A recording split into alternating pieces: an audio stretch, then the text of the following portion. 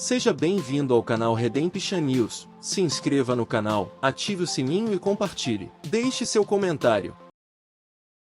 Por volta de 1727, o Conde de Saint-Germain compartilhou suas técnicas secretas para ganhar dinheiro com alguns banqueiros alemães, na esperança de que eles usassem o dinheiro para ajudar a humanidade. O Conde de Saint-Germain era uma figura misteriosa que apareceu repentinamente em Londres em 1745. Ele era um músico e compositor maravilhoso, espirituoso e cortês, distribuía diamantes e nunca comia em público. Após seu aparecimento na Inglaterra, o conde desapareceu por 12 anos, reapareceu por 2 anos na França pré-revolucionária como confidente de Luís XV e, em seguida, desapareceu novamente por 11 anos, apenas para reaparecer na Bélgica, Rússia e Alemanha. Saint-Germain, o Old Trashnesara Gesara. A mudança está na porta, Street. O Fundo Mundial de Germain. O Conde de Saint-Germain era conhecido por cultivar amizades com monarquias. Muitas delas comentavam sobre seus sapatos elaborados, adornados com $40.000 em diamantes e pérolas. Ninguém sabia a origem de sua renda. Por volta de 1727, ele compartilhou suas técnicas secretas para ganhar dinheiro com alguns banqueiros alemães, na esperança de que eles usassem o dinheiro para ajudar a humanidade. Eles e as monarquias usaram suas técnicas para esbanjar o dinheiro em benefício próprio. Até hoje, esses banqueiros mantêm esse conhecimento em segredo. Por fim, Saint-Germain percebeu que o dinheiro jamais seria usado para fins beneficentes, então retirou seus fundos e os investiu em seu próprio Fundo Mundial. Em 1729, na criação do fundo, estipulou-se que esses fundos seriam liberados no ano 2000, programas de transferência de recursos. Por volta da virada do século XX, os filhos de barões ladrões e banqueiros começaram a reconhecer as falhas na maldade de seus pais e na forma como administravam a riqueza. Esses 100 filhos são conhecidos como visionários ricos. Juntos, eles investiram parte do dinheiro de suas famílias em programas secretos de transferência de recursos destinados a fins humanitários. Os programas de transferência de recursos permitem que investidores ricos obtenham lucros exorbitantes explorando os ativos e recursos de países em desenvolvimento. Os retornos desses programas são astronômicos, com retornos mensais superiores a 100.000 e 500.000. O nome Programas de Transferência de Recursos vem de um método de movimentar dinheiro repetidamente em curtos períodos. Ao final de cada ciclo, os investidores reinvestiam, ou rolavam o capital inicial e os juros acumulados para o ciclo seguinte. No final da década de 1990, os esquemas de pirâmide financeira foram finalmente desmantelados. O dinheiro ganho por meio desses esquemas ficou conhecido como programas de prosperidade. Com o tempo, os esquemas foram secretamente abertos a pequenos investidores, permitindo que investissem apenas $100 por vez. Essas pequenas quantias eram administradas por curadores que coletavam o dinheiro, mantinham registros e reuniam os pequenos investimentos em uma grande soma, digamos, $1 milhão, necessária para ser incluída em um rolo. A notícia sobre esses esquemas se espalhou boca a boca e principalmente por meio de marketing multinível. Milhares de pessoas investiram e uma grande riqueza foi criada, mas pouco ou nada foi devolvido aos investidores. Curadores como Clyde Hood e Mike Kadosky foram presos sob falsas acusações. Até mesmo a família Bush esteve envolvida, usando softwares de celebridades para transferir fundos roubados sem serem detectados.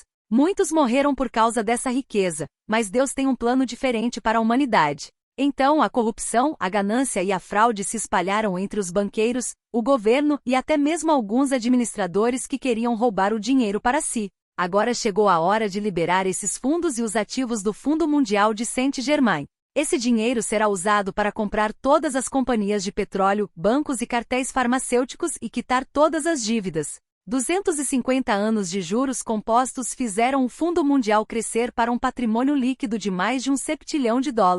Isso é 1 seguido de 45 zeros. É dinheiro suficiente para comprar um cubo de ouro do tamanho da órbita de Saturno, tão astronômico que a maioria das pessoas não acreditaria. O dinheiro do Fundo Mundial é distribuído da seguinte forma. Nível 1 Fundo Mundial. Este fundo está sob a administração do Mestre Saint-Germain. Por sua direção, o Fundo Mundial só pode ser ativado para distribuição 2 vezes por ano, na Páscoa e no Natal. Por instrução de Saint-Germain, o Tribunal Internacional de Justiça ativa o Fundo de Financiamento. Processo. Este processo continua através dos 4 níveis inferiores de fundos fiduciários até chegar aos administradores individuais e, sob certas condições, a janela de financiamento permanece aberta até o início da próxima janela de feriado. Por exemplo, quando a janela da Páscoa é ativada, ela pode permanecer aberta até 24 de dezembro, véspera de Natal, e então é fechada. A janela permanece aberta somente se uma quantidade substancial de fundos for transferida para fundos fiduciários específicos dentro de um determinado prazo. Caso contrário, a janela de financiamento se fecha se os prazos relevantes não forem cumpridos. Nível 2. Estes são os 180 fundos fiduciários reais controlados por administradores em diversos países soberanos. Exemplos incluem o Fundo Fiduciário Francês, o Fundo Fiduciário Russo e o Fundo Fiduciário do Vaticano. Nível 3. Estes são os fundos fiduciários familiares controlados por administradores das famílias mais ricas do mundo. Exemplos incluem Bronfman, Warburg Morgan, Rothschild de Rockefeller. Nível 4. Estes são os mais de 250 fundos fiduciários corporativos controlados por administradores de empresas e corporações poderosas. Exemplos incluem General Electric, Lockheed, General Motors, Boeing, Carnegie, Ford, Marriott e AT&T.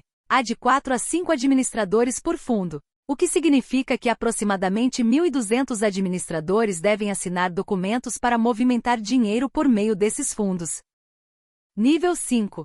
Esses são os fundos do Programa de Prosperidade, que representam os diversos programas de gestão de ativos, 70 a 75, controlados por administradores designados. Novamente, há de 4 a 5 administradores por fundo, ou cerca de 350 pessoas que devem assinar documentos para ativar esses fundos. Alguns exemplos são Bergevenne, SBC, ITI Savage Morgan, Omega e Freedom. O maior fundo é o Freedom, e ele deve ser financiado primeiro. Esses são os fundos que detêm a riqueza dos filhos dos barões ladrões esclarecidos. Por fim, os fundos serão liberados para o público em geral. À medida que os fundos transitam pelos trustes individuais, o administrador fiduciário só pode usar determinados bancos designados como seguros, e deve assinar os documentos relevantes apenas com funcionários específicos desses bancos. Caso esse processo seja ativado e, em seguida, paralisado por banqueiros fraudulentos, administradores fiduciários fraudulentos, etc., e os prazos para o fornecimento de fundos a determinados trustes não sejam cumpridos, a janela de financiamento será fechada. Diamante Azul. Pequeno mudanças estão a caminho, e começam com a Nezara. Há muita desinformação sobre essa lei na internet. Fontes como Quatlaws.com, que é uma fachada da CIA, Nezara.org, que pertence à família Bush, a 33 RDs e OnLodge, a NSA. A Sherry Shriner e vários canais da internet originários diretamente da CIA em Langley espalharam muita desinformação e confusão sobre esse assunto. Diamante Azul Pequeno. Diamante Azul Pequeno. As informações na Wikipédia contêm até mesmo fatos falsos. A Wikipédia conta a história da Lei Nezara de Harvey Barnard. Se você observar atentamente, verá que esta lei significa Lei Nacional de Estabilização e Recuperação Econômica, National Economic Stabilization and Recovery Act, que tinha como objetivo reformar a economia e substituir o imposto de renda por um imposto nacional sobre vendas. Esta lei foi rejeitada pelo Congresso na década de 1990. No entanto, existe outra Lei Nezara registrada. Esta Nezara significa Lei Nacional de Segurança e Reforma Econômica, National Economic Security and Reformation Act. É a reforma mais inovadora a ter afetado não apenas este país, mas todo o planeta em toda a sua história. A lei abole o Banco da Reserva Federal, Federal Reserve Bank, a Receita Federal, a IRS, o Governo Secreto e muito mais. Diamante Azul Pequeno. História da Nezara. Para entender as origens da Nezara, precisamos voltar aos primeiros anos da República Americana. Como a Inglaterra havia perdido sua joia mais preciosa, as colônias americanas, a coroa real buscou maneiras de recuperar o que um dia lhe pertenceu. Os pioneiros da nossa nova república conheciam a ameaça que a jovem nação enfrentava.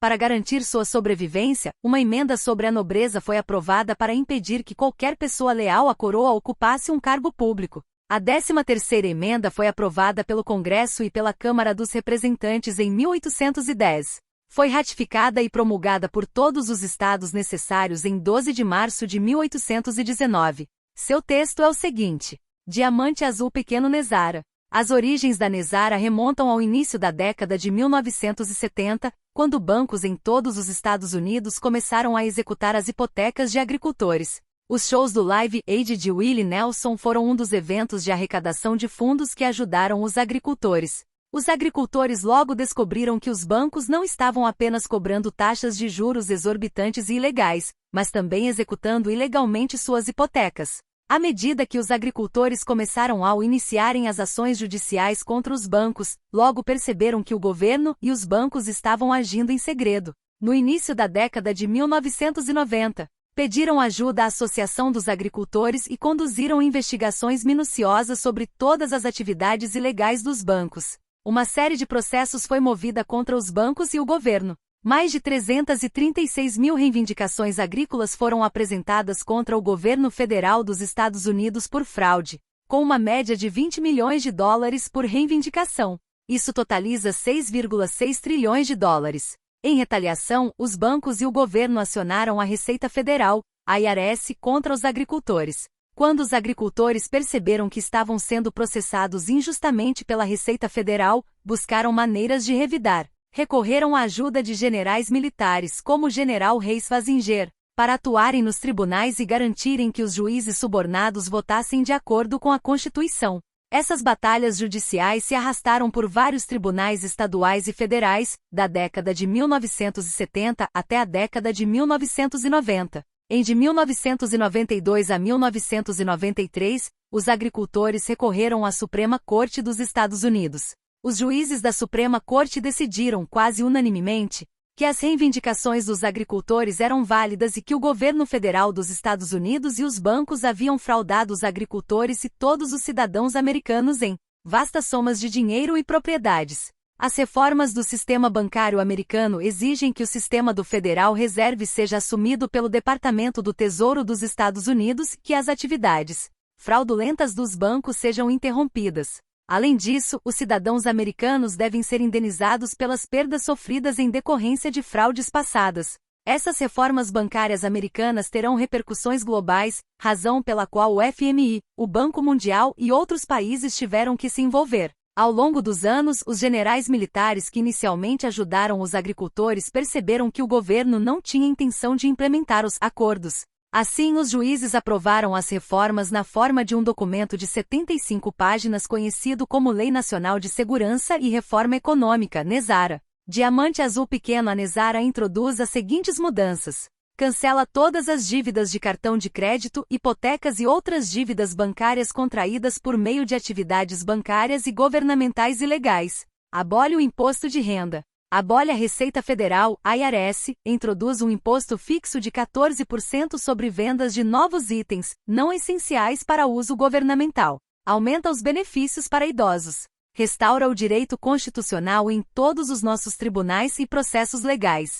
Introduz novas eleições presidenciais e para o Congresso dentro de 120 dias após o anúncio da Nesara. Monitora as eleições e impede atividades eleitorais ilegais por grupos de interesse.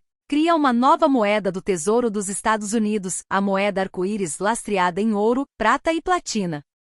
Implementa um novo sistema bancário do Tesouro dos Estados Unidos em conformidade com a Constituição. Elimina o sistema da Reserva Federal. Restaura a privacidade financeira. Recicla o treinamento de todos os juízes e advogados em direito constitucional. Põe fim a todas as ações militares agressivas e globais do governo dos Estados Unidos. Estabelece a paz mundial. Inicia a primeira fase da redistribuição global da vasta riqueza acumulada ao longo de muitas décadas. Todo cidadão americano com mais de 21 anos receberá 100 mil dólares por ano durante 11 anos. A lei estipula que as reivindicações dos agricultores devem ser pagas primeiro, antes que o público em geral receba o dinheiro. Lembre-se de que esses fundos virão do Fundo Fiduciário de Nível 5, os programas de financiamento. Libera enormes somas de dinheiro para fins humanitários. Permite o desenvolvimento de novas tecnologias como dispositivos de energia livre, remediação da poluição e máquinas de cura sonora. Esta lei foi aprovada secretamente pelo Congresso em 9 de março de 2000. Foi aprovada por 7 membros do Congresso, os únicos que, de acordo com a Constituição, podem ocupar cargos públicos. A razão para isso é que a cláusula da nobreza impede que qualquer pessoa associada à coroa ocupe um cargo público. Além disso, a Nezara exige a renúncia imediata de todos os membros do Congresso, e por isso todos os membros corruptos do Congresso se recusaram a votar. Desde o início, Bush pai, o Congresso corrupto, os grandes bancos e o Carlyle Group se opuseram a Nezara. O sigilo foi mantido alterando os registros oficiais do Congresso. Os detalhes do número do projeto de lei da Nezara foram alterados para refletir uma moeda comemorativa e foram alterados novamente recentemente. Nossos membros do Congresso não nos contarão sobre isso porque eles, os juízes da Suprema Corte dos Estados Unidos, ordenaram que eles negassem a existência da Nezara ou enfrentariam acusações de traição, que acarretam pena de morte, e alguns membros do Congresso foram de fato acusados de obstrução e ameaçados com acusações de traição. Portanto, todos os membros do Congresso alegam que a Nezara não foi aprovada para cumprir a ordem de silêncio imposta pelos juízes. Diamante azul pequeno, é por isso que não existem registros públicos do Congresso. O presidente não eleito, Bill Clinton, e seus manipuladores não tinham interesse em sancionar a Nezara. Então, os generais militares recrutaram a ajuda da elite dos SALS da Marinha e da Força Delta. Juntos, invadiram a Casa Branca e forçaram Bill Clinton, sob a mira de armas, a sancionar a Nezara. Isso aconteceu em 10 de outubro de 2000. Antes de a Nezara ser tornada pública, é estipulado que as reivindicações agrícolas originais devem ser pagas em ouro ou moeda lastreada em metais preciosos, conforme exigido pela Constituição. Portanto, não podem ser pagos em notas da Reserva Federal, que, aliás, não são dinheiro. Os 6,6 trilhões de dólares serão distribuídos na forma de cartões de débito de caixas eletrônicos do novo sistema financeiro americano lastreado em ouro. Esse dinheiro virá dos programas de financiamento originalmente estabelecidos pelas benevolentes famílias Illuminati. A única condição é que esses fundos precisam ser liberados primeiro pelo Goldman Sachs e pelo Bank of America, que pertencem às facções Rockefeller e Bush.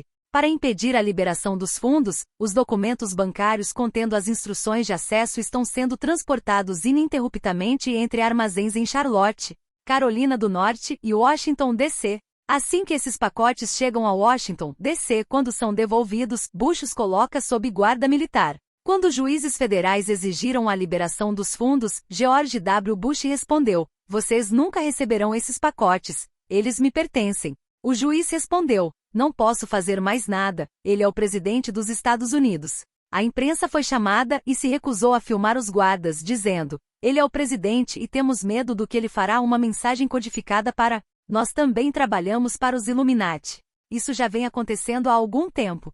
Então o FMI e o Banco Mundial uniram forças com a família Rothschild para estabelecer um novo sistema bancário global lastreado em ouro. Isso acabará por abolir o sistema da Reserva Federal, que é papel-moeda sem valor. A lei foi aprovada pelo Congresso em 19 de setembro de 2007. À meia-noite de 19 de outubro de 2007, o Tesouro dos Estados Unidos entrou em operação com o sistema bancário global. O próximo passo é comunicar isso ao público, mas essa não é uma tarefa fácil. Muitos grupos poderosos tentaram impedir o anúncio e a implementação da Lei Nezara. 18 meses depois da promulgação da lei, em 9 de setembro de 2001, os juízes permitiram que o Congresso em exercício aprovasse resoluções que aprovavam a Nezara. Em 10 de setembro de 2001, George Bush pai mudou-se para a Casa Branca para aconselhar seu filho sobre como impedir o anúncio. No dia seguinte, 11 de setembro de 2001, o anúncio do Nezara estava agendado para as 10 horas da manhã,